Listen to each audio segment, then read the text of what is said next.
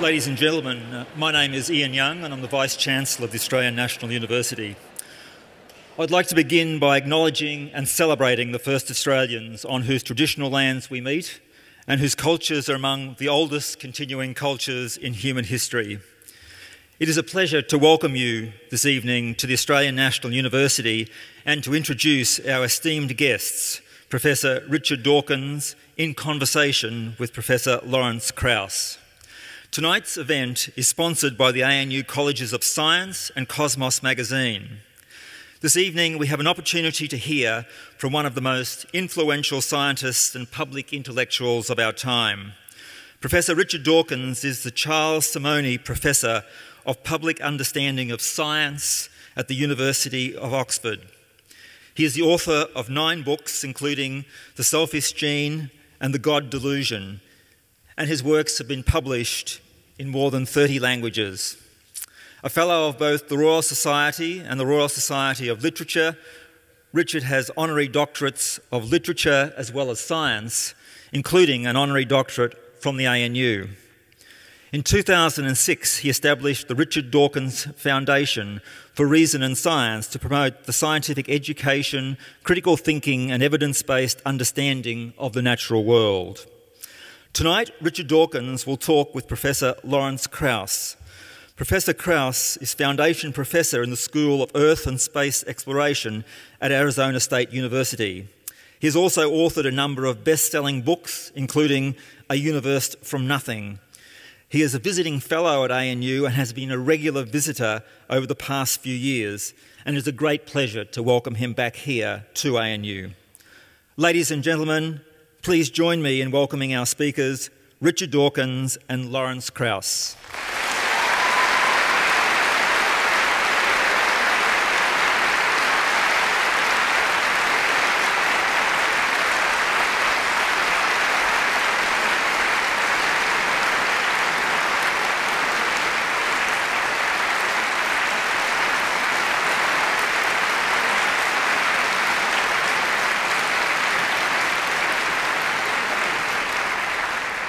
Thank you very much. It's a great pleasure for both of us to be here. We're actually beginning an Australian tour here in Canberra. We'll be here and in Sydney, and we'll be closing off actually at the Sydney Opera House on Monday. And in the middle, we'll both be attending the Global Atheist Convention in Melbourne, the largest convention of atheists in the world. I should begin with some housekeeping details. First of all, the way this is going to work is that Richard and I are going to have a conversation, and we'll talk about that in a minute. And then after we're finished, the floor will be open for questions, and there are microphones at either end of the auditorium and also up in the second level, so you don't have to jump down. And we'll go on as long as the questions are interesting. And the format of the conversation is somewhat unusual, perhaps, but about 5 years ago, Richard and I were asked to speak together at Stanford University in the United States, and Richard insisted that we do it without a moderator, because, as he pointed out, moderators always stop things just when they're getting interesting. So we've tried to have some conversations without a moderator, and that's what we're going to do tonight. And we're never quite certain where they're going to go, and we will see. We have some ideas of topics we'd like to discuss, but we'll see where they go. I actually want to begin, Richard, speaking of moderators. Some of you may have watched TV last night. And did you see Q&A, a few of you? Yes. Well, it was an interesting, well, I don't know whether interesting is the way to describe it, but there was an interesting, it was a program that I want to spend a little time talking about, and maybe you might want to comment on some of your concerns about that program. Well, I suppose my first concern arose when I was announced and the audience went. And then Cardinal Pell was announced and it went, rah, rah, rah. And I couldn't help feeling that this was not exactly a representative audience of Australia. I don't know how the studio audience is chosen for Q&A, but I had my suspicions at the time, which I think have rather been confirmed, that there was some fairly smart footwork, which I suppose they're rather good at, and maybe we're not so good at, and maybe we should learn how to stack the audience. Learn how it's done. You've got to be a bit politically savvy. But I think that more importantly, going back to your point, Lawrence, about moderators, I really did think last night the moderator got in the way, because we could have had a searching conversation, which I would have enjoyed, but just as it got going, and just as the Archbishop had dealt himself enough rope to hang himself, the moderator jumped in with moving on to the next question and, as it were, rescued him in the nick of time. And so I thought that was a fairly good illustration of why we don't want moderators.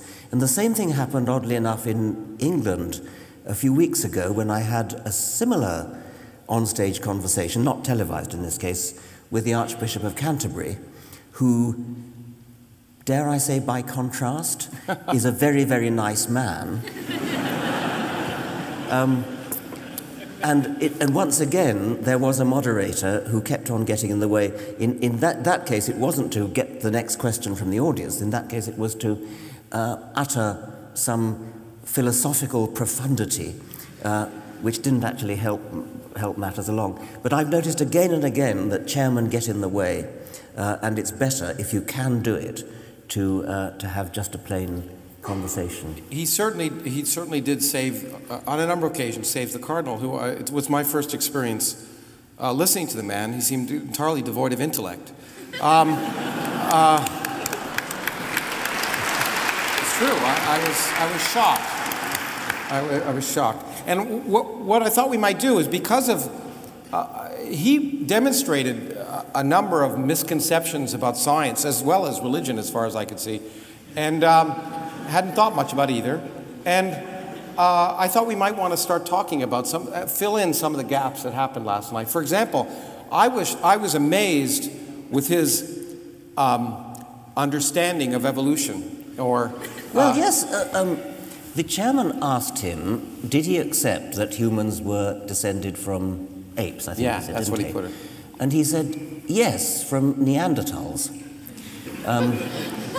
We're not descended from Neanderthals, we're cousins of Neanderthals. I told him that. So he said, more or less, well, how can we be cousins if they're extinct? I actually, at that point, and I think he then asked you, have you ever met a Neanderthal? And I must admit, I would have just said, I'm talking to one right now.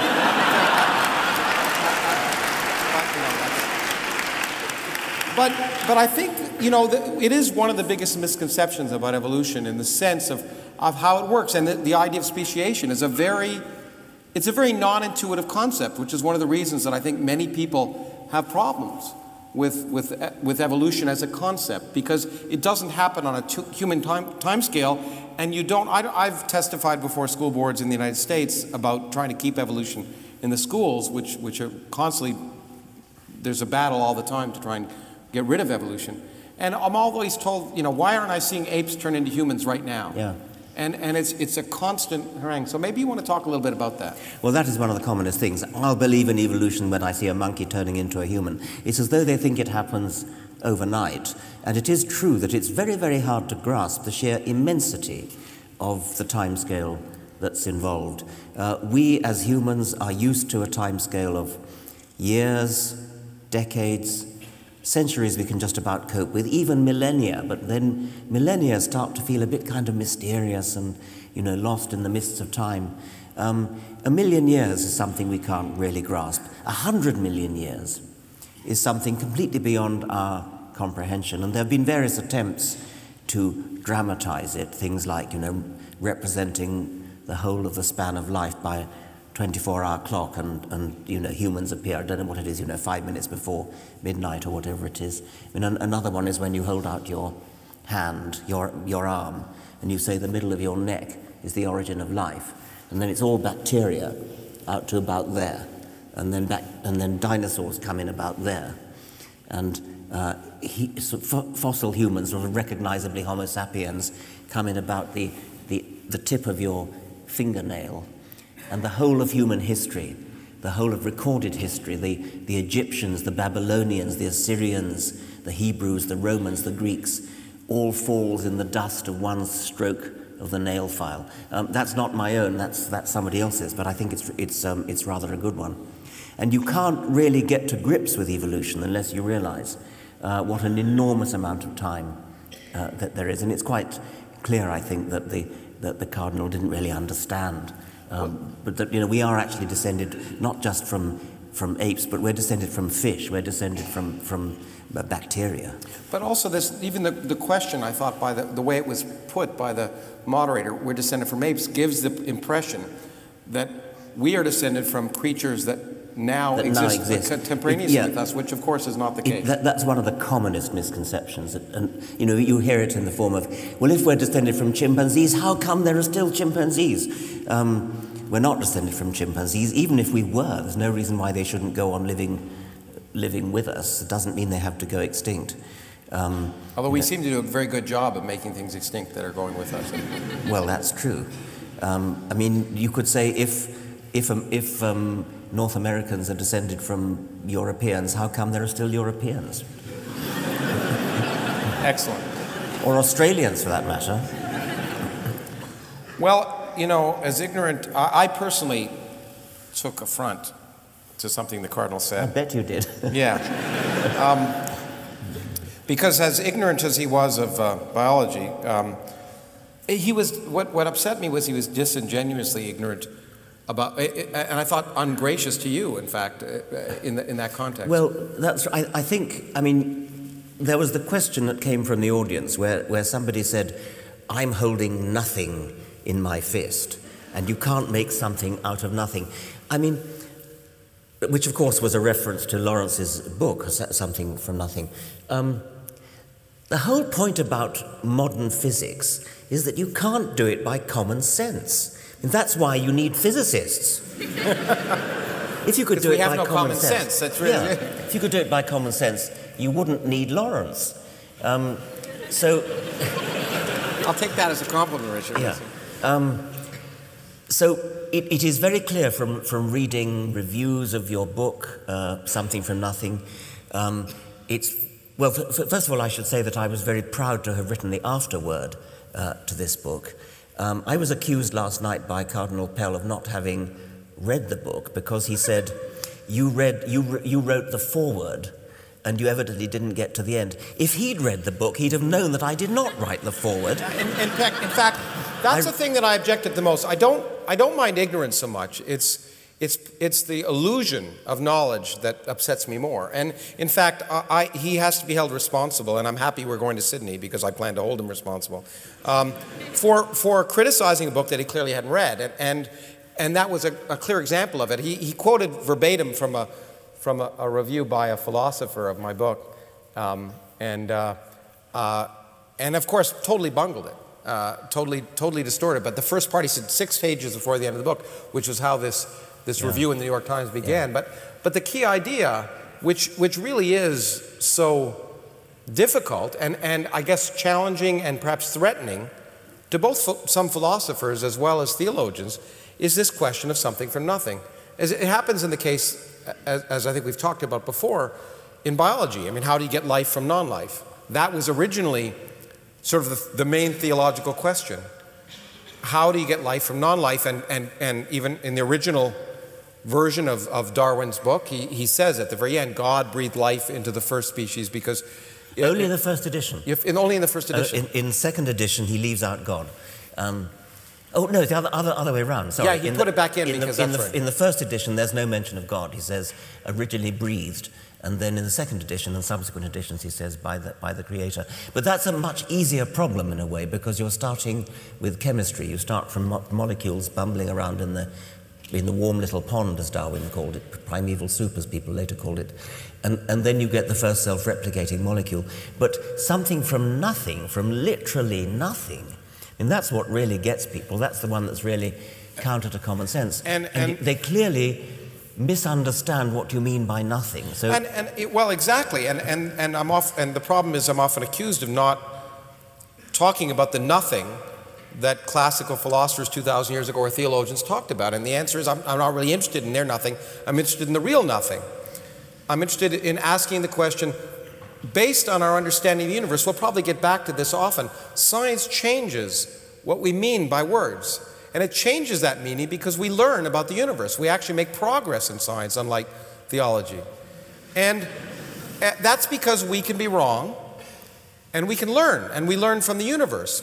So if we ask the question, and I think perhaps the most offensive thing I said it was initially at the beginning is that something and nothing are not theological or philosophical quantities, they're physical quantities.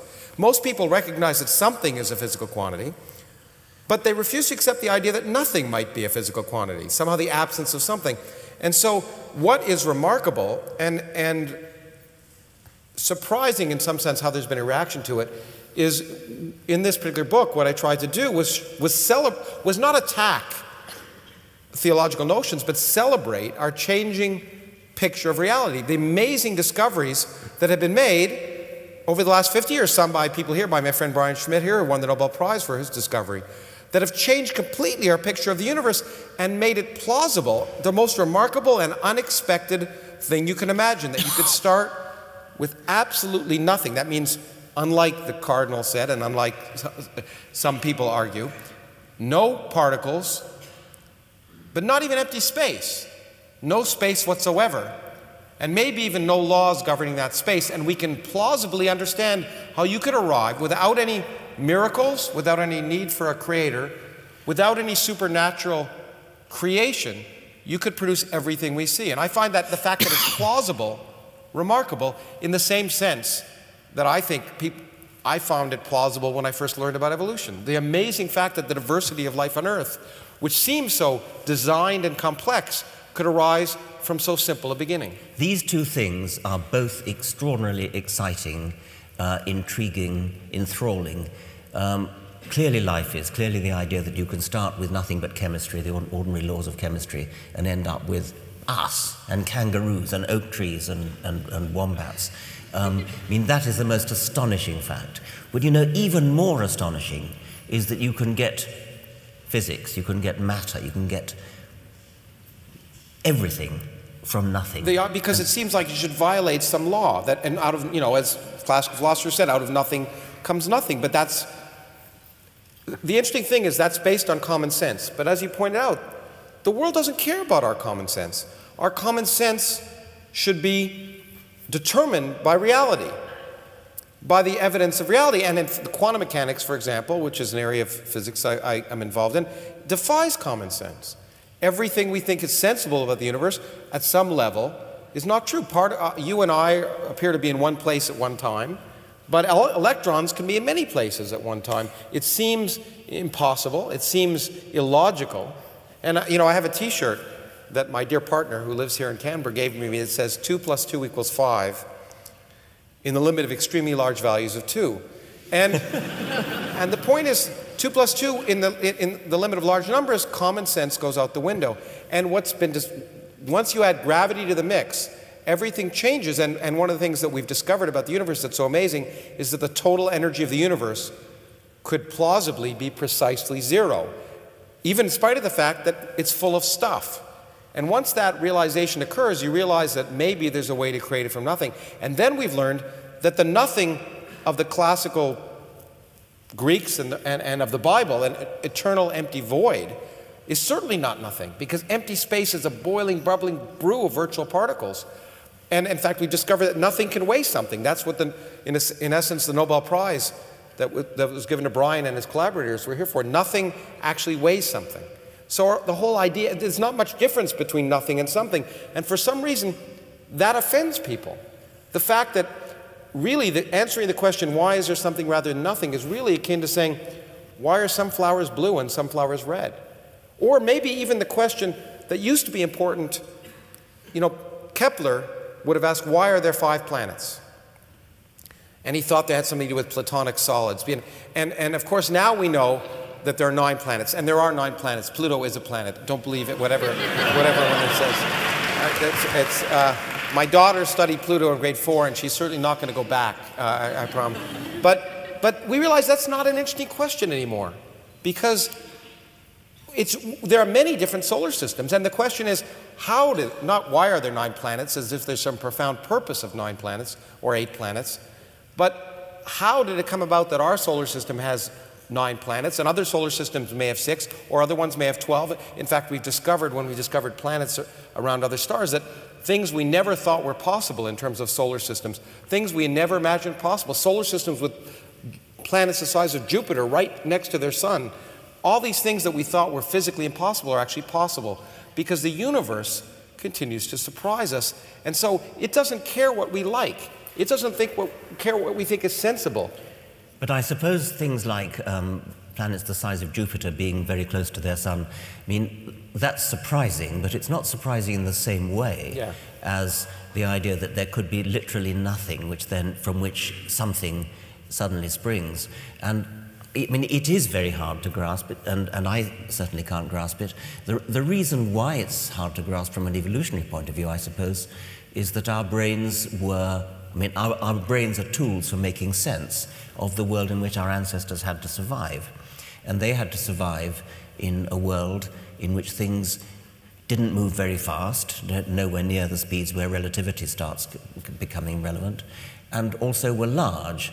And so quantum mechanics didn't have any effect.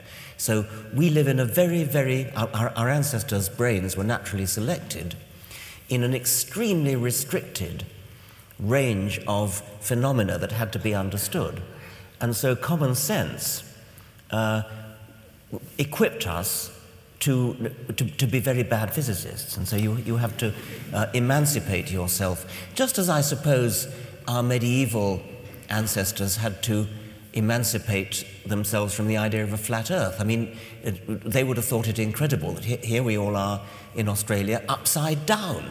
I mean, that would have been very worrying to medieval people in Europe. Now it's commonplace. Do we dare hope that there will come a time when even quantum mechanics is commonplace to every child? I'm not convinced that it's really understood by every physicist. When I ask physicists, some of them say, well, don't even try to understand it, just do the mathematics. Well, in fact, I mean, I wrote a book before this one about Richard Feynman, who was one of the people who changed our view of quantum mechanics, and he said he didn't understand quantum mechanics. Yes. I think at some point, as you point out, our brains, just like when we talk about the universe, space is curved. Einstein discovered with general relativity that space is curved. And when I talk about a flat universe or a curved universe, how can you picture that? Because we're talking about a curved three-dimensional universe.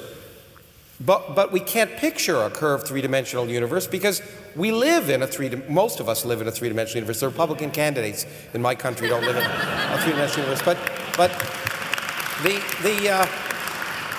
And so there are just some things that our brain is not equipped to intuitively understand. And one of the amazing things about science, and I think we'll come back to that, is that it forces us to realize that our myopic picture of reality is just that there's far more to the world than we see, and we have to recognize that what we think is natural or normal when it comes to culture, mores, or physics is not that way. And I think that, for me, that's probably the greatest gift of science, is that it teaches us that we need to go beyond ourselves. I think it's something we need to be proud of our species for, because our species, I mean, every species is designed by natural selection to survive in its world.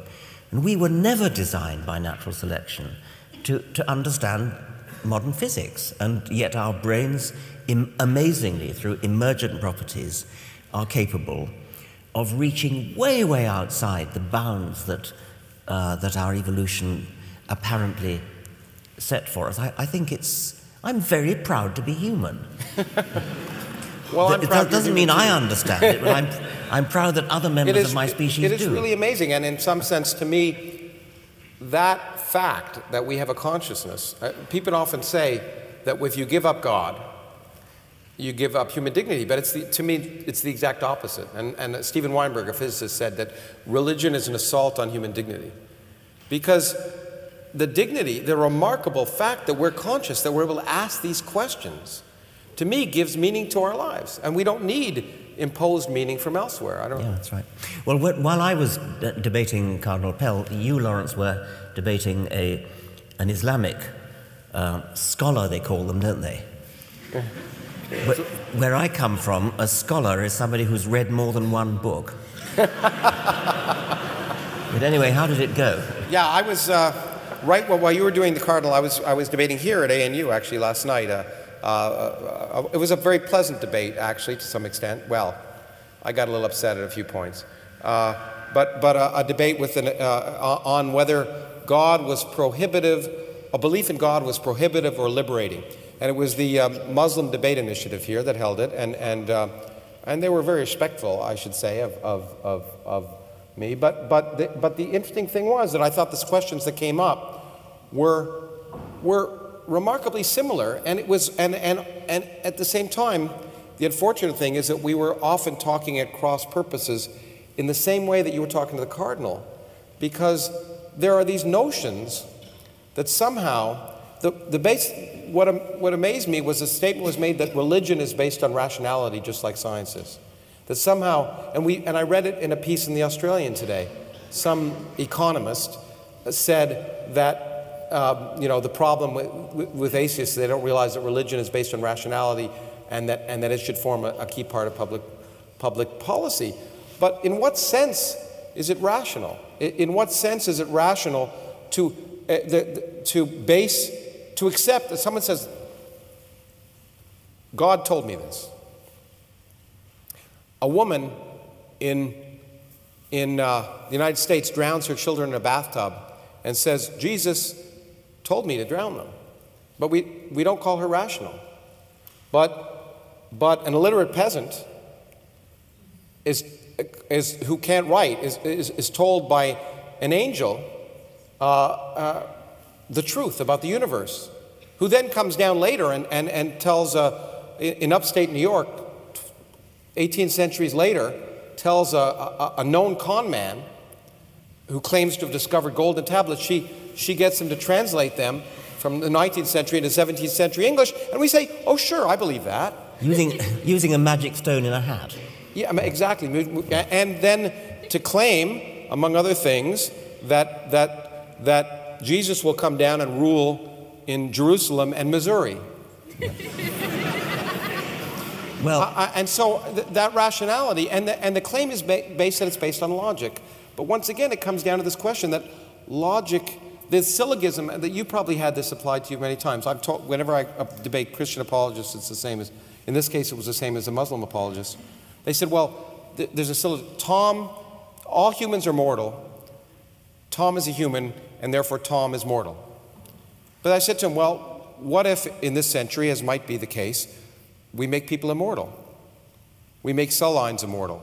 Well, Henrietta Lacks's cell line is immortal right now. Does that mean they won't be human?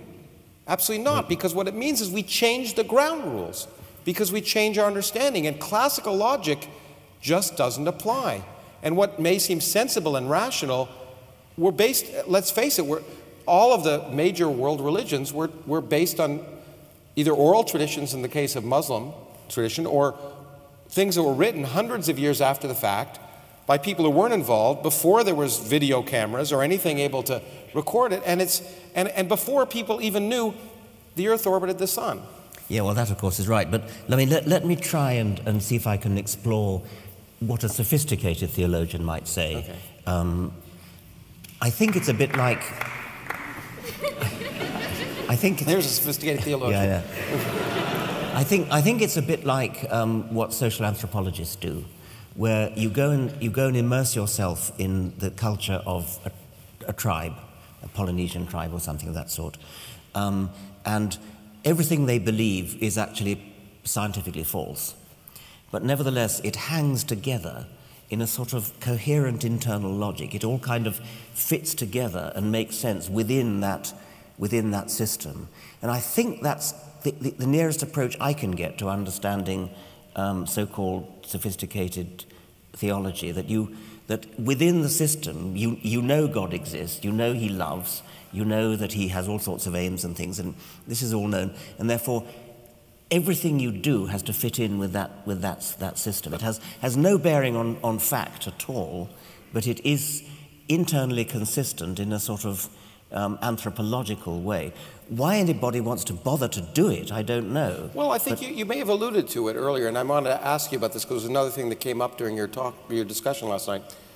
You indicated that our brains were selected. The way we think has been selected by survival, so our ability to survive.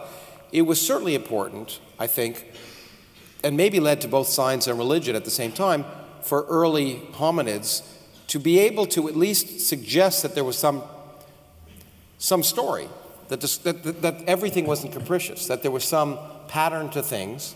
And in fact, in many ways, they were scientists. So you can see early modern humans learned how to fish in very careful ways in the tip of South Africa. But at the same time, I think that in order to survive, they had to create stories that would lead to some explanation of the phenomenon they were seeing in order to somehow predict some regularity to the universe. And those stories must have become religion at some point, and as the person questioned you last night about providing solace, that whether religion provides happiness and makes people live longer. But the question is, does it work? And one of the things that didn't come up last night I wanted to ask you about, we were talking about, is you admitted that there may be some studies that suggest that if you find solace in God, that you might be calmer, happier, or whatever. But what wasn't talked about was the fact of prayer. And I wonder if you want to talk about that a little bit. Well, what came up last night was the suggestion that that comfort has some kind of psychosomatic effect. There may be actually even a Darwinian benefit in religion because it actually makes you more healthy. There is a certain amount of rather equivocal evidence to that effect. The important point to make, of course, is that it has no bearing on whether it's true. I mean, the placebo effect is well known to doctors. Doctors aren't allowed to prescribe placebos anymore. Only homeopaths are. That's all they prescribe. Which is all they prescribe. Before about 1900, homeopaths did better than real doctors because real doctors mostly caused harm rather than good, and homeopaths did absolutely nothing. But you were asking about studies of prayer. There have been studies experimental studies, quite well-controlled double-blind studies of whether third-party prayer, praying for, in this case, victims of heart disease, would get better if they're prayed for. It's quite difficult to design a double-blind trial to do this because the patients are not allowed to know they're being prayed for. And the people who are doing the praying mustn't be allowed to know who they're praying for. And so they're not allowed to say that you're praying for John Smith. You have to sort of disguise it a bit by saying you're praying for John S. And maybe a little bit of ambiguity about which John S. you're praying for and things like that. But anyway, what they did was to divide the prayers up into, there were some patients who were being prayed for and others who were not. You will not be surprised to learn that prayer had absolutely no effect whatever on recovery rate, except for one rather curious fact, which is they did another trial in which the patients were allowed to know that they were being prayed for, and then they got worse. And I think the argument was they got worse because if they knew they were being prayed for, they felt they should be getting better. Yeah, they had and the anxiety hurt them. Yes. And it was funded interestingly enough, by the Templeton Foundation, which of course was trying to prove exactly the opposite. Yes, that's right, yeah. Now, let me, as long as we're talking about prayer, I wanted to ask you about something I think we're both confronted with, is people say, well, look, science can't replace religion. Science can't replace spirituality. Science can't fulfill the needs that are ingrained in humans. And you need religion. I wonder what you want to think about. Well, there are various things you could mean by by needing religion. I mean, you could say, what does religion provide? Well, historically, it attempted to provide explanation for the universe and the world, and I think it's fairly clear that science has superseded religion there. Religion also provided, or possibly provides, comfort, and the possibility of health, but comfort in the face of death, comfort in the face of bereavement, and I suppose does science substitute for that? Well, I suppose it does in the form of drugs and improved medicine and things like that. It does provide a lot of comfort. It doesn't provide you with the promise of life after death. It's not clear to me that religion's view of life after death is necessarily comforting. Oh, yeah, I brought that up last night. The last thing in the world I would ever want to be is stuck for eternity with my in-laws. Yes, I think what may be frightening about the idea of dying forever is the idea of eternity itself, and it's eternity that's frightening, whether you're there or not. I think, on the whole, eternity is so frightening, I'd rather be under a general anesthetic for eternity, which is exactly what's going to happen. At best, yeah. But the other thing, of course, is that some religions, at least, promise an eternity in a lake of fire, and every time your skin burns off, you grow another skin, so as to keep the pain going. There's a kind of inverse relationship between the magnitude of the threatened punishment that a religion offers in its particular hell and the plausibility of the threat. If the threat of punishment after death were the slightest bit plausible, it wouldn't need to be so absolutely horrible in order to carry conviction. It's because it's not plausible that it needs to be so horrifying. But anyway, the possibility of consolation is another thing that religion is supposed to provide. Religion is supposed to provide morals. Well, I hope to goodness nobody here gets their morals from religion. Certainly not the Old Testament. Certainly not the Old Testament, and preferably not the New Testament either. Yeah, exactly. Or the Quran, I would say. Or certainly not, yes. But perhaps the main thing that religion might have been thought to provide is what's sort of loosely called spirituality. And there, I think, probably science, depending exactly on how you define spirituality, science probably does have quite a lot to offer. I'm looking forward to going to visit the observatory tonight and seeing what I hope will be a clear view of the Milky Way, which in the southern hemisphere is a lot more exciting than it is in the northern hemisphere. So I'm looking forward to that, and that will be, I confidently expect, something like a spiritual experience. Well, I think for many people it is. Whenever I give a lecture, I show pictures, let's say from the Hubble Space Telescope, a picture of a cluster of galaxies. I mean, the poetry of it, well, we've both talked about the poetry of science, but the spiritual inspiration you get from looking at a picture of a cluster of galaxies located 5 billion light years away from us, where every dot in that picture is a galaxy. The light from those stars left those stars before our sun and Earth formed, which means that now many of the stars in that picture don't exist anymore. And if there were civilizations around those stars, each of those galaxies contains 100 billion stars. Any civilization that existed around those stars no longer may exist. It just opens your mind to wonder. And so I actually feel very strongly that while science per se may not provide the direct consolation, it can and it should provide a spiritual, not only wonder, but it should provide a consolation. Look, when we talked about this last night. We tell our kids fairy tales to console them. And to make their life fun. We talk about Santa Claus, the Easter Bunny, but then we decide that, you know what? It's better for them to know how the world really works. And it may be a little less consoling, but in fact, knowing that they're in control of their lives actually is empowering. And many of us, if you're a good parent, you want to teach your kids how to become empowered. And yet, but religion, and in religion they're often talked about the flock, the children. It effectively treats you like a child. It says it's better for you to believe a fable than reality. And often when I end a lecture on cosmology, I point out the two things modern cosmology has taught us is that first, you're much more insignificant than you ever thought, and two, that the future is miserable. But that should make you feel good. Not bad, because it further enhances exactly what you were talking about. We are so lucky to be alive today and endowed with a consciousness where we, for whatever fortuitous reasons, on a random star in a random galaxy in the middle of nowhere, we are able to evolve a consciousness live on a relatively quiescent planet. And so I actually think science can provide a real consolation by saying, look, once you accept reality, it's liberating. Just like a child is liberated when they become an adult. And in fact, I want to ask you, the reason I was getting around to here is I know we've talked about your foundation and whether science can provide that consolation.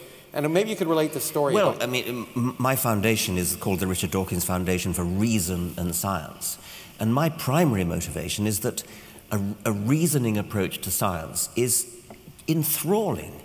It's such a privilege to be alive in the 21st century and to look out at the stars and reflect on exactly the things you've just been saying, Lawrence, to look down a microscope, to look down an electron microscope, to look into a single cell and see the prodigious, stupefying complexity of a single cell, and then realize that there are trillions of those cells in your body, all conspiring together to produce a working machine which can walk and run and eat and have sex and think, reflect, understand why we exist, understand where we came from, understand where the universe came from, understand the magnificent fact that it could all have come from nothing and built up from nothing into galaxies, into stars,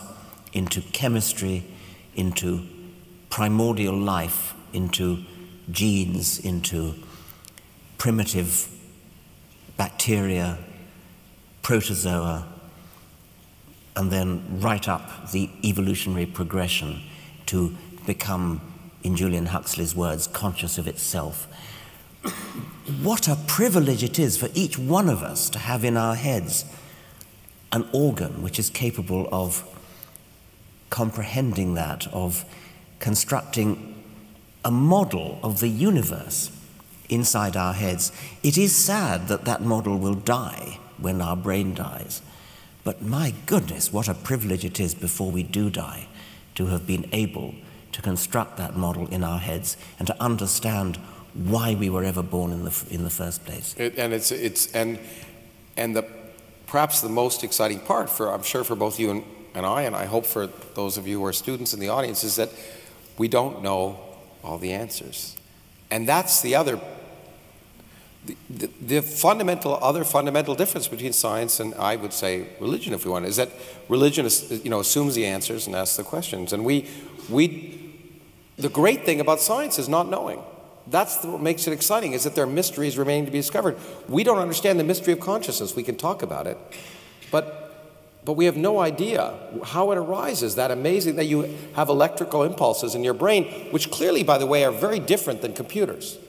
Vastly different than computers, because you can argue from a physics perspective that if you built a digital computer that had the storage capability of the human brain and the processing power, it would require 10 terawatts. 10 terawatts, that's 10 times 10 to the 12th watts.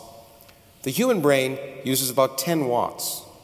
So somehow, we are 10 million times more efficient than digital computers.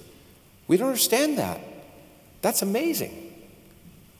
But I wanted to actually hit the point that you didn't get to, but what I found remarkable, when you tried to make your foundation for reason and science a tax-deductible foundation, a charitable foundation, you had a problem. Well, I wanted to get it tax-deductible, and so I applied both in Britain and in America. The primary problem was in Britain, where in order to, you have to prove it benefits humanity. If you're a church, you don't have to prove anything. That goes through goes through on the nod. But I had this foundation for reason and science, and I got a letter from the British Charity Commission which said, kindly explain how scientific education benefits humanity. I thought we had to tell that story in public. I thought we had to hear that. Before we're getting close to the end, there are a few things I thought we might cover. One was, in fact, a big issue. in the United States, and to some extent in England, and I'm not, it's amazing to visit a country where the Prime Minister is an atheist. It's remarkable. In the United States, you may not be aware, that won't happen. And in I fact, think it has happened. Yeah, well, it probably has happened, exactly. But it would be easier to be a Muslim, and of course many people in the United States think we have a Muslim president at this point. But there was a recent study by psychologists in the United States that was terrifying, that said, it was a study of college students and adults, and the most distrusted group was atheists. The only group that they were on par with was rapists. And it's remarkable because it's, both you and I, you perhaps more than me, are claimed to be strident, maybe. But what I find is that if you just ask the question, is it possible that there's no God, you suddenly become terrifying. And you were obviously terrifying, I felt last night, to the Cardinal, who felt attacked and was on the defensive. And it seems to me, if you ask questions and people are defensive, there must be a reason. We hear stories, don't we, of children going to Sunday school and being thrown out for having the temerity to ask questions. I mean, not to criticize, but just to ask, how dare you ask a question? And I think that does argue a certain defensiveness. It seems to me that, we encourage. The funny thing is we encourage our children, those of us who try to be good parents or teachers, to ask questions. That's how you learn. And so we encourage people to ask questions unless the questions are about religion, and then they're viewed as being impudent or rude or inappropriate. And it seems to me that one of the things that's so valuable about what you've done, and we've moderated our views over the years as we've had discussions, is if you simply treat religion like any other aspect of human activity, which means it should be subject to questioning and ridicule, like politicians and politics and physics and sex and everything else, then religion, if you just ask that religion be put on that same framework, it raises a consciousness that people just somehow don't think it should be. It should be here and never subject to any of those things. That's right. It is regarded as having a kind of privileged status, whereas you're allowed to criticize somebody else's politics or their football team or their taste in clothes or something. Criticizing their religion is regarded as somehow beyond the pale.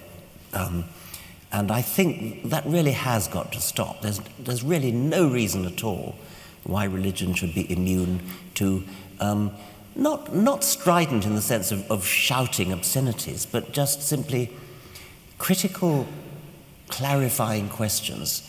I got into trouble last week, I think it was, in the United States. They had a thing called the Reason Rally in Washington, D.C. Which we were both at. And which we were both at. And I spoke poorly, I think. I encouraged people to ridicule the doctrine, the Roman Catholic doctrine of the transubstantiation, the idea that the wafer turns into the body of Jesus. Not symbolically, as an Anglican would say, but literally. And I encourage the audience at the Reason Rally, if ever they meet a Roman Catholic who claims to believe that, to ridicule it. I mean, it is clearly a ridiculous belief. But I was mistakenly thought to be saying what you want to do is ridicule the person. Yeah. I quoted the British journalist Johann Hari, who said, "I respect you too much to respect your ridiculous beliefs." And I think I now would want to change that a bit and say, I respect you too much to believe that you could possibly hold those ridiculous beliefs. And I encourage people to, when they meet somebody who holds a ridiculous belief like that, to really say, do you really believe that? Are you seriously telling me that that's what you believe? And encourage them either to deny it, in which case to deny the religion to which they claim to belong, or to defend it and say, no, it's not ridiculous for the following reason and talk about Thomas Aquinas and accidents and things like that. And if they can convince somebody that it's not ridiculous, then well and good. But don't let them hide behind the screen of saying, oh, that's my religion, it's private, you can't criticize it because it's my religion. It should be criticized, and it should be defended if it's defensible.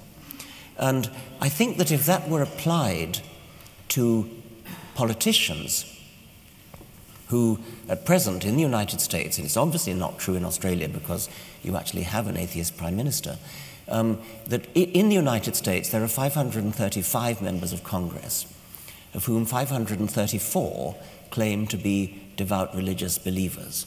Well, that's a statistical nonsense. Of course they're not. How could they be?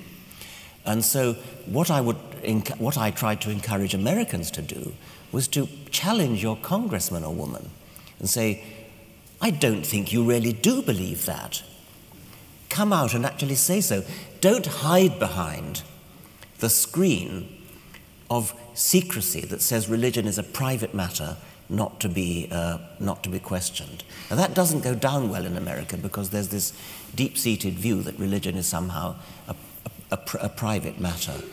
But when you're trying to decide whether to vote for somebody, you want to know his policy on taxation, his policy on foreign policy, on the Iraq War. You want to know his policy on all those sorts of things. If you know that quite apart from his policies, he holds some utterly nutty belief, like that a wafer turns literally into the body of a first-century Jew, just because a priest blesses it. I mean, that is barking mad. And do you want to vote for somebody who's capable of holding in his head a nonsensical belief of that sort? And they should not be allowed to get away with saying, oh, that's private, it's religion, you can argue about my taxation policy, but you can't argue about my nutty beliefs. Well, and I think, but I want to sort of slightly differ with you there. Although I defended you. The next day I was on TV and they asked me about this ridicule question. And I pointed that, well, in principle, nothing's sacred. No idea is sacred. And ridicule, at least if you turn into satire, you know I like to tell jokes and as a part of teaching. And I think it's a key part of life from Jonathan Swift on. I mean, the idea, satire is a way of illuminating the ridiculous inconsistencies of life in a more non-threatening way than confronting people.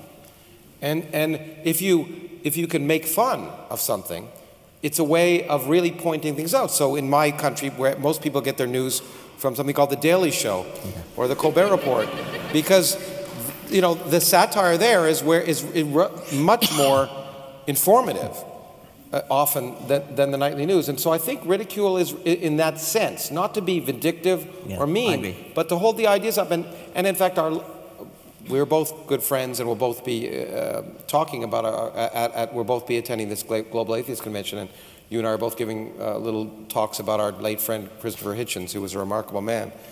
And he used to point out that was the key thing is the hardest thing to talk about are the most obvious bits of nonsense. A child can ask it. It's the emperor's new clothes. Why is the emperor not wearing clothes? And to do that and to subject religion and anything else in life to humor and satire, I think, is a very important way of exposing its problems. The last thing I want to hit before we turn to questions, I guess, is, for me, we talked about it, one of the most liberating things about science, in some sense, is forcing your mind to open up. So I want to ask you, and I'll be happy to answer the same question if you want, is what, in your scientific career, was the hardest thing for you to accept? What changed was the hardest thing to intuitively, you really had to set aside some deep-seated prejudice in your own mind?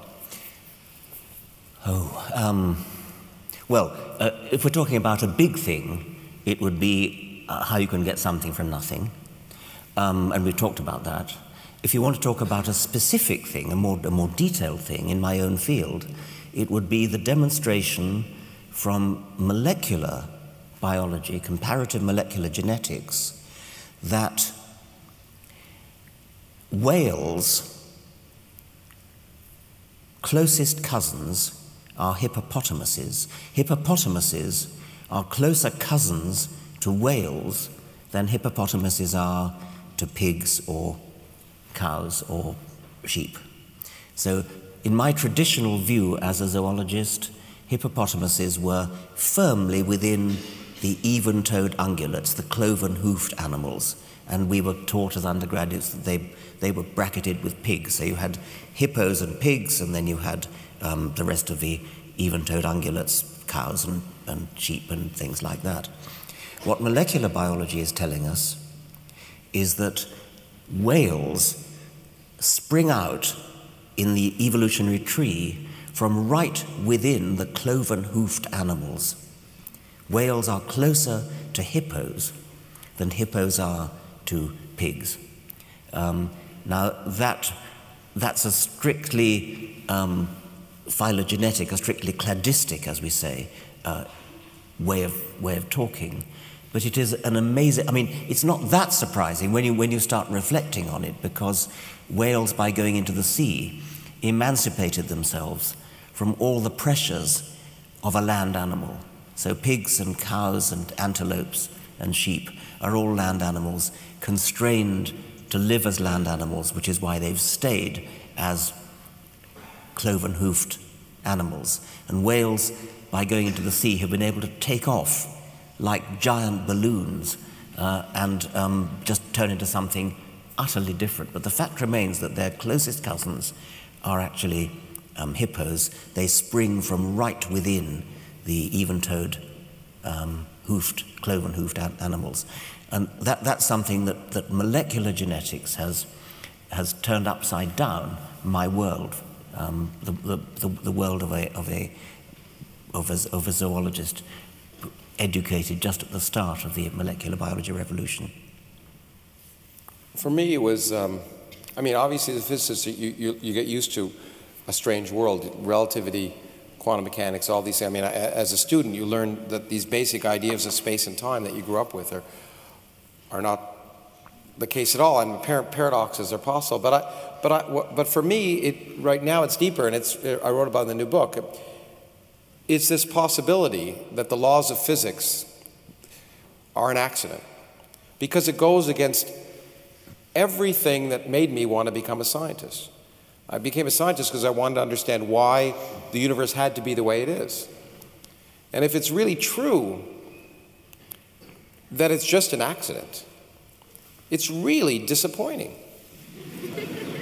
in a sense, because it really means that, Einstein asked the question, he phrased it poorly. He said, did God have any choice in the creation of the universe? That's one of the last questions in the book.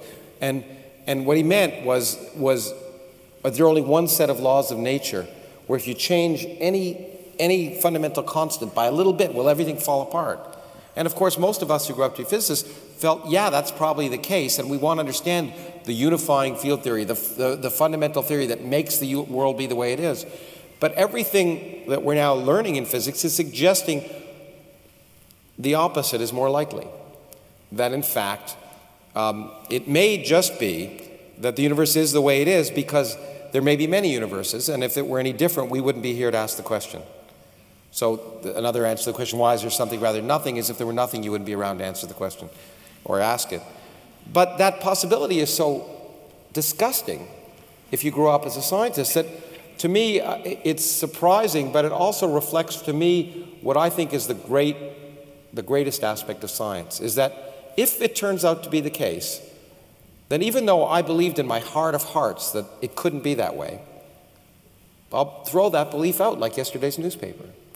And the one thing that I hope that happens to every student here, I've said this before, but I'll say it again because I think it's so important, is that at some point in your career as students, that you will have some idea, something that is central to your being, that makes you who you are, that is central to everything that you think makes up what's important about the universe, shown to be wrong.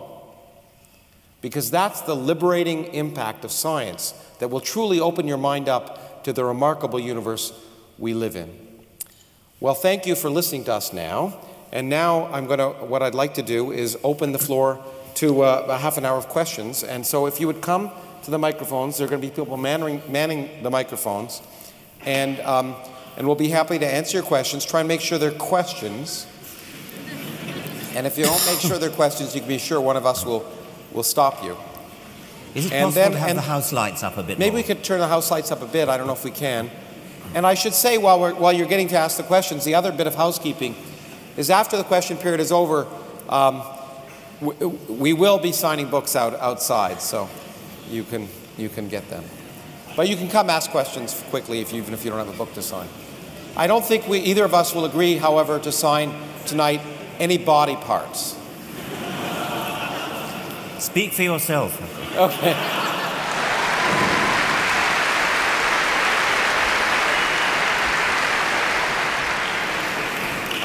Are we ready? Okay. Good evening. I've just recently reread the book Ishmael by Daniel Quinn, and in that book he makes a very strong connection between Judeo-Christian religions and the idea that the world was put here for man, and not that man is of the world. And in it he said, unless we change this fundamental attitude that comes out of religion, or is strongly connected with religion, we will never really be able to tackle the environmental issues and to face the changes that we're going to need to make to improve the environment. And first of all, do you agree with that point of view? And do you think that we can truly make progress in changing the way in which humanity uses the resources of the world if we don't first tackle the fundamental problem of that religious belief? You want to start? Or? No, you start. Okay. It is a huge problem. In fact, it was explicitly demonstrated again in my country. There's a nut running for president called Rick Santorum. And he specifically, when it comes to climate change, which, by the way, in the United States is the vast majority of the public believe climate change is a hoax. All polls suggest that now because a tremendous amount of money has been spent on that. But using Fox News. Yeah, exactly. Yeah. But he's Rupert said Murdoch. that it's a hoax propagated by scientists who care more about the Earth than they do about humans. That humans have been given dominion over the Earth and the Earth will take care of itself. So that is a problem. But at the same time, to be fair, there are movements, indeed evangelical movements in the United States. There's a whole wing of different religious groups that are now saying we have to accept the fact that the Earth is a dynamic entity that changes and we're impacting in a negative way. So somehow that message is getting through, but I think you're absolutely right. If you don't recognize that the universe doesn't care about us, that it's not going to always make it right, then you're not prepared to address the challenges of the 21st century, which is one of the reasons, getting back to what I said earlier, why I think it's a problem to base your public policy on myths. It may be more comforting, but you'll be comforted all the way to the point where vast parts of the population of the world will lose their land. And so the comfort will lead you right over a cliff. Yes, I think the most obvious problem is that religious one. But even if we were to agree on what the best policy was to save the world, it's a bigger problem to achieve the political unanimity to actually put into practice what the scientists will tell us we need to do. So there's a very, very big political problem. Actually, let me ask you a question to hear whether you're as pessimistic as I am about this. But I see no evidence at all that all of the challenges of the 21st century are now global challenges. They're no longer local, from energy to the environment to population. All of these things that have to be addressed, and I see no likelihood that the political systems of the world will allow those to be addressed. Instead, we'll have to deal with the consequences rather than addressing them proactively. Do you think that's likely? Our colleague Martin Rees is even more pessimistic and thinks that actually we'll be lucky to survive the 21st century because with weapons of mass destruction becoming available not just to major scientific powers like they were in the past, but available to any nutcase who actually wants to die a martyr's death, then the outlook is even more. I don't want you to be depressed about that, by the way. I will say, I was telling Richard, a friend of mine, Cormac McCarthy, who's a writer, and a very bleak writer, is a very cheerful fellow, and I asked him, how come you're so cheerful? He said, well, I'm a pessimist, but that's no reason to be gloomy.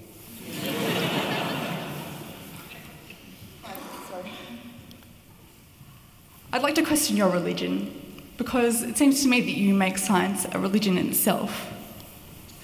In what way? Well, it seems like there's kind of a Richard Dawkins cult, Richard Dawkinism, like science really, nothing is certain in science. It works in statistics, you can't prove anything to 100%. So how can you say that science is better than religion, then what you're trying to do is still calm people that bring order to the world? You can't prove anything to 100%, but 100% is a hell of a lot better than 0%, which is what you can prove by religious reasoning.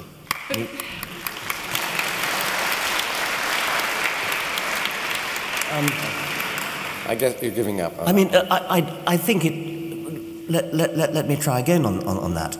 The idea that science is a religion, when in fact science is interested in evidence and is prepared to change its mind if contrary evidence comes in, that's very, very different from a religion. As Lawrence said earlier, in science we constantly open to the possibility of having to change our minds, and science proceeds by progressive refinement and changing minds, and there are things that I suppose will never be disproved, things like that the planets orbit the sun. That's never going to change. I don't think that the fact of evolution is ever going to be disproved. It's always going to be true that we are cousins of chimpanzees and of monkeys and of kangaroos. So there are certain things that we definitely know to be true. The evidence is so overwhelming that in Stephen Gould's words, to object would be perverse. But so-called religious truths have absolutely no evidence going for them whatsoever. My point was that if I challenged you as Richard Dawkins, you'd probably have a problem with that. Doesn't matter who I am. No. No, we're listening to you now. Like, you're challenging me now, and I'm accepting the challenge. Fair enough. Look, I'm a Catholic. I don't agree with what George Chappelle thinks, but I don't think he's a pedophile either. Like... No, I don't suppose he is. Well, just, you know... I don't know. I've never asked them. My point is that you, as an eminent scientist, if I challenge your scientific doctrine, maybe your theories or your opinion, you'll disagree with me. Well, I will. I mean, when you say disagree, I will say, where is your evidence? Here's my counter-evidence. And ask for yours. Let's sit down together and look at the evidence.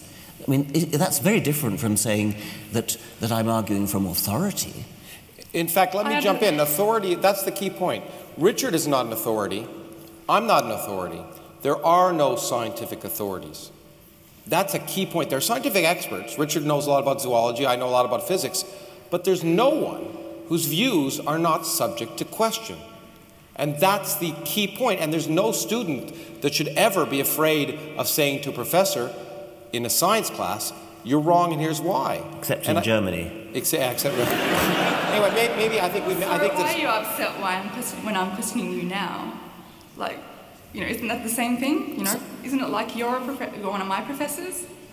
Well, no, what... I think we're trying to have a discussion, but maybe I think the point is that maybe we should move on. I mean, well, you say you're a Roman Catholic, and I also study physics. Yes, but I mean, do you think the wafer turns into the body of Jesus? No. Good. I'm delighted to hear. Then you're not really a Roman Catholic. And the other thing that's important about science, and we had this discussion last night in the Muslim Forum. Like, I might give an example. Like, you know, people didn't really buy the whole relativity thing when Albert Einstein first came up with it. You know, there were people, like, you know, it was when those former scientists started dying, that was when people started accepting relativity. But the difference is, you know, but there's a fundamental difference, and you should really appreciate this, and I'm surprised in some sense that you don't yet, but I hope you will. Well, tell me. Listen to me for a second, is that there's a difference between a story and something that makes predictions. And the only thing that really makes science really interesting is it works. And so last night, when I was debating with this Muslim, I challenged him when he said it's rational. I said, you're choking. I have two choices. I do the Heimlich maneuver or I pray for you. Which do you want me to do? And I think the real point of science is that it works. And if it didn't work, none of us would give a damn about it. Really. Yeah, the point is it works until someone comes up with a better theory. Right? What was that? No, it works. A car works, an airplane works, the lights in this room work. Well, you know, classical electromagnetism worked until someone came up with a better theory. Yeah. So? That's what happens. That's what makes... Anyway, I don't... Okay. Yeah, I think we should move on. No, everyone here has been scared away. You may have partially answered my question, but I was interested in... My question is about truth, and it was raised last night but not pursued. It's whether you believe that you can arrive at truth other than through direct observation, logic, rationality, and reason. In other words, are there other pathways to truth? And a related question is, do either of you have any sympathy for the view that in some instances truth is culture-bound? What's true for a Navajo Indian may not be true for a Harvard scientist. Thanks. Why don't you start? I once was having an argument with a social anthropologist who said that he was studying a tribe that believed that the moon was only a few feet above the treetops, and that he said that that was true for that tribe, and he said that that the scientific truth, that the moon is a large sphere of rock, a 250,000 miles away, whatever it is only true for Western scientific culture, and that his tribal culture, their truth is every bit as valid. I strongly objected to that on the grounds that Lawrence has just said, that the truth of science works. If you build things using what scientists think is true, then they work, and you can actually go to the moon if you correctly compute the necessary orbits, the necessary escape velocity, and so on. It works, whereas other culturally bound so-called truths don't work. And I think that's all there is to be said, really. And I also rather sarcastically said to the anthropologist, when you go to an international convention of social anthropologists, you get on board a Boeing 747, not a magic carpet. Exactly. And I think I've often said you're a hypocrite if you think the Earth is 6,000 years old and you drive a car. Because the same laws of chemistry and physics that like the car work tell us the Earth is not 6,000 years old. But I want to sort of add to the point you said a little bit, because in fact you got hit on last night for reflecting an important aspect of science. When you said you can't absolutely prove that there's no God, because it's true, you can't. But science another major misconception about science is that science is involved with the truth. Science cannot prove something to be absolutely true. There are no absolute truths in science. That's also how it differs from religion. Science can prove things to be absolutely false. That's how science progresses, because an idea that disagrees with the evidence of experiment is false. And it's false today, and it'll be false tomorrow. I can hold a ball up, I can predict that it will fall up, I check it falls down.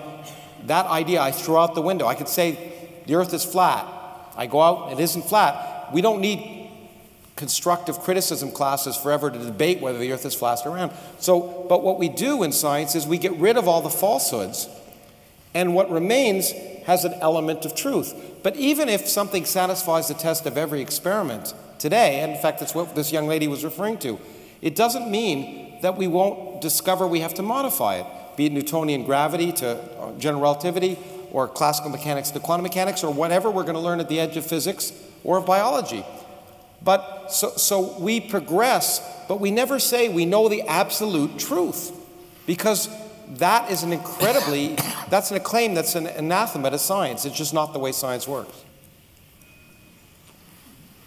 In the gay science, Nietzsche identifies two forms of nihilism, or what he calls nihilism.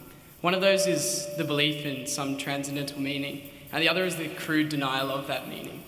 atheism being defined as sort of the opposite to theology, do you think in that respect, in some sense, it implicitly carries with it some parts that are theology, and in that way still is within a theological sort of framework? Oy vey. That's a technical term.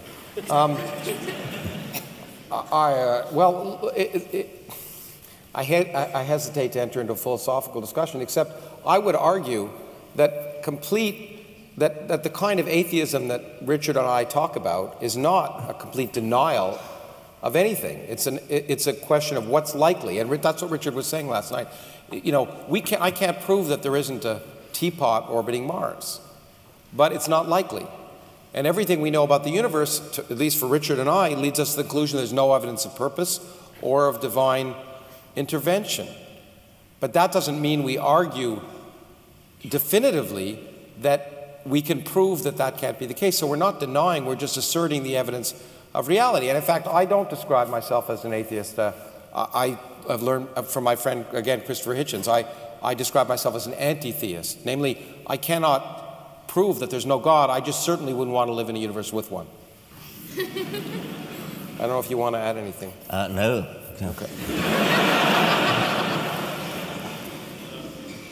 A common claim made by religious people is that you cannot disprove the existence of God. Do you think science will ever advance to a point where it can disprove the existence of God? And if so, would religious people become atheists, or would they find something else to believe in? Actually, some religious people have been asked that. I mean, specifically with respect to Christianity. There have been Christians who have been asked, what if archaeological evidence showed conclusively that Jesus never existed? And many of them said, no, I would go on believing in him, which is hard to credit. But I think people want, I mean, the X-Files got it right. People want to believe. And I think that people want to believe in belief. And you pointed it out. I mean, the young lady described herself as a Catholic, but what most people who describe themselves as religious don't accept the doctrines literally of their religion. They pick and choose the ones they like, that they find acceptable, and throw out the others, and they say, and what they really want to believe is in believing. And it's really hard to give up believing. There's no doubt about that. But I would say, to answer your question, science, the assertion of existence of God is always not falsifiable, and science can only deal with questions that are not falsifiable. I cannot prove that we weren't all created here 35 seconds ago with the memory of a remarkable evening. I can't prove that. It's not a falsifiable question. Was it? Bertrand Russell used that example, and he said, complete with holes in our socks. Yeah, exactly. And so at some level, you can't, if it's not falsifiable, science can't address it. On the other hand, what you can do is amass evidence and understanding. And what we now, for a small example of that is biology. The notion of intelligent design, the notion that we're intelligently designed, is clearly been shown to be beyond the pale, to be so much counter evidence that it's so highly unlikely as to be thrown out. No sensible person talks about it except the cardinal and a few other people. But, well, I guess no, it's true. No sensible person talks about it. But I think that's as far as you can go. Hello. This is going to be a bit of a change of subject, but I'm more interested to see what Richard himself, and maybe even Lawrence, who had a similar experience, thinks of people on the internet, and even to a lesser extent in real life, misquoting or taking what you say at face value, almost raising what you say or who you are to a godlike status. I'm sure there are people here who have browsed websites such as Reddit, seen things on Facebook, 4chan, of people who just kind of use you or people such as Carl Sagan, as Neil deGrasse Tyson, people who say important things and who are smart, obviously, but they just take what they say at face value. How do you feel about that being used in like an atheistic argument? You know, people, it kind of almost reversing the tables, they're almost treating you guys on like a godlike status as kind of, I don't know, how would you feel about that? Or have you even observed that in the first place? I don't think I have observed it, but if I did, I would be very disturbed. I would be very upset if anybody treated me the way Roman Catholics are taught to treat the Pope, which, I mean, I think it's a truly horrible idea. That you always make me kiss your ring every time I meet you. What are you talking about?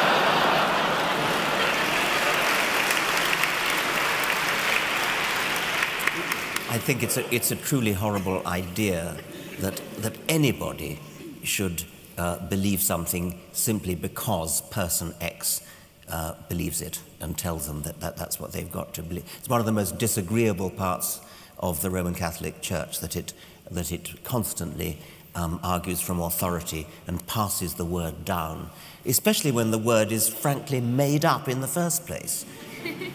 In fact, you know, I mean, I'm happy when people quote us, you know, if they like what we say. But again, I found it in the debate yesterday. It's really interesting when I read people and they say, this is the case because so-and-so wrote it. Because whether it's you or me or Carl Sagan or whoever, or a philosopher, and it's like, what does it matter what they say? That what they say, they could be wrong. You know, and so it really is important. Whenever anyone starts quoting something by saying so-and-so said this, say it doesn't matter what so-and-so said. You know, they could be wrong. What's the evidence for that? And so, yeah, I absolutely agree. It's an awful way of arguing, and unfortunately, it's the way of arguing in a number of different fields, and certainly theology is one. There's a famous story that Galileo was once demonstrating something through his telescope to somebody, and the man looked through the telescope and said, "Signor Galileo, your demonstration is so convincing. Were it not that Aristotle positively states the contrary, I would believe you." That's right. I think we have time. We'll take one more question here and one more question there. I'm sorry for the people who are over there, and you should have come over here. No, but anyway. Yeah. Yes. Hi. I'm assuming you guys have both read the Bible properly. I'm interested in what your favourite story from the Bible is, simply because you can't read a book and not find something good about it. Like, I know the Bible is mostly a load of crap, sorry, people. But being involved with someone who has actually read the Bible and being forced to listen to it myself, I do know that there are some good ideas, morals, stories, whatever you want to call it. I'm interested in what your favourite one is. I'm not sure that I have a favourite story. I mean, my two favourite books of the Bible are the Song of Songs, which is not by Solomon, by the way. It's a collection of erotic poems, and at least in the authorized version, it's extremely beautiful. I suspect it's been completely murdered in modern versions. And the other one is Ecclesiastes. These two books come together in the Old Testament, and they're both lyrically beautiful in the 17th century English, and I read both of them frequently. I wouldn't call them stories. Neither of them are really stories, but they're hauntingly beautiful. Yeah, in fact, well, it's not surprising that I agree. It's the lyricism of certain aspects of the Bible that are beautiful, and in fact, because if you think about how the Bible was written, it was written by taking songs, poems, the literature of the time, and sometimes adapting the most beautiful stories of the time. And in fact, a friend of ours, Anthony Grayling, who's a philosopher, remarkably, wrote a beautiful book, which I highly recommend, called The Good Book, which is, he tried to do in a secular way what the Bible did. He borrowed the most beautiful poems, songs, stories of right through human history, and put it in a way, in a form of the Bible, without mentioning God. But it's a book about how we've learned to live well, based on the most beautiful things that humans have said. And I think, I suspect that it's that beautiful lyricism of that part of the Bible that I've enjoyed reading the most as well, I think. It's not the story so much. I wouldn't take it in the modern translation. If you think about the most famous lines from Ecclesiastes, "Vanity of vanities, saith the preacher, all is vanity." At least one modern translation I've seen says, "Futile, futile, it's all futile." It won't do. But actually, that does relate to something that's often said, is that when you talk about the Bible, and one of the things, our comments that happened again last night to me, is that people say, well, you know, if you don't really understand what, the reason you're criticizing is you don't read Aramaic or Arabic in the case of the Quran. And the answer, which again was given by Christopher Hitchens, is it's hard to believe that God is a monoglot. I mean, that somehow, if you don't read Hebrew, that you miss the point. Anyway, one last question. Upstairs. Oh, good. Yeah, we didn't get. I'm sorry. Upstairs. That's okay. Mike, I just want to say I wholeheartedly agree with everything you believe in, and I'm not. I believe in nothing. Let me make that clear. I don't believe in anything. Well, yeah, I'm an agnostic, maybe an anti-theist. Belief is not a word I use. But I agree with you on everything, except perhaps your approach. And allow me to politely disagree here. I study political science, and in political science, if you look at history, the church, the scientific institutions, and the state have always been in constant conflict and turmoil. It's a struggle of power relations between these three sort of societal constructs. And it was the case in Darwin's time, and Darwin was very hesitant to even broach his subject of the origin of species because of opposition from the church and even some of his fellow scientists. We don't live in that same world today. But in politics, power comes not just from conflict. Power comes from collaboration. And I guess my only criticism of the atheist approach, as I see it, is that this idea of conflicting with religious groups, of politely ridiculing people with religious beliefs, can perhaps have more of negative consequence for furthering the reason and logic as things to as the higher purpose of society than it does good. And so I'm going to pose two questions to you. The first question is, what does success look like for, say, the atheist movement? And is success achievable through polite ridicule of people with religious beliefs? I think that's a very fair question. Yeah. And one of the things that Edward O. Wilson, he's gone off the rails in his latest book, but in an earlier book, he made the point that we have some really, really serious problems for humanity to solve. And the time is running out, and we need to get people of goodwill, whatever their religious beliefs or lack of them, to get together. And so he wants to compromise for precisely the reasons you're talking about, and to get decent, reasonable religious people on our side, as opposed to the nuts like Santorum. I think there is a lot to be said for that. And if your goal is, say, to make the world a better place, then I think there could be something to be said for making a compact with the relatively recent, I mean, people like the Archbishop of Canterbury, decent, intelligent religious people. If your aim, however, is to understand the universe, if your aim is that of a scientist, then I cannot help regarding all religions as somehow counter to that aim. And so I think I agree with you about the politics of making the world a better place, but my ultimate aim would be to try to understand the world and understand the universe, and there I can't help finding religion the enemy. You know, it's an interesting question because it's similar to the first question we ever talked when we first met. We have somewhat differing views on this, although I think, again, we've come together in certain ways. But I'm sympathetic to what you're saying in many ways. The question is, what are you trying to achieve? I think as a scientist, absolutely, you cannot compromise. I agree with Richard and Carly. However, as an educator, which I also have a hat on, I firmly believe that I have no interest in arguing against God or religion. It's not of interest to me. All I'm interested in is getting people interested in learning how the universe really works, because that's so amazing. And if as a consequence they give up a belief in God, that's fine. because I think inevitably that'll happen personally.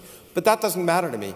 What really is more important, I think, is ultimately getting people to take the blinders off one way or another. And you're absolutely right. The only way to reach people is to seduce them, is to go to where they are and get them interested. And to some extent, although the effect has been sometimes the opposite as it was last night, the book I just wrote was to use religion as a seduction tool. The question, why is there something rather than nothing, sounds like a religious question, but I get to sneak in all of modern cosmology. Anyway, thank you very much.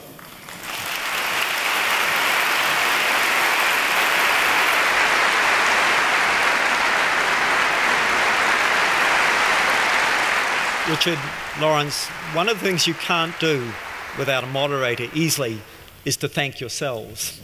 That's my role here. I'm going to be the moderator. It gives me a chance to have the last word too. Very, very grateful here. One of the things an institution like the ANU is about debate and ideas. And what we've heard this evening is a very intimate conversation, and that's really quite a remarkable thing to do in a place like Llewellyn Hall. But it's a conversation and questions and a debate about things that matter to us from two respected scientists in biology and in physics. And it's been interesting and enthralling. So once again, can you join with me to thank Lawrence and Richard?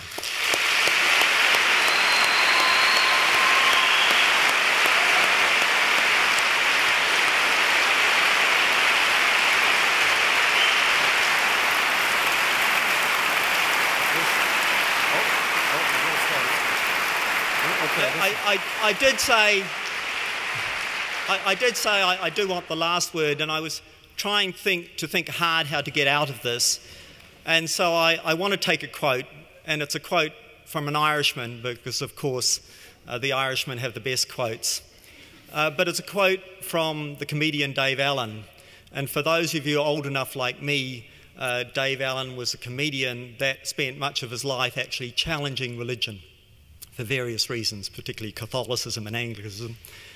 And the way he always used to finish was to say, "Good evening, thank you, and may your God go with you." Thank you.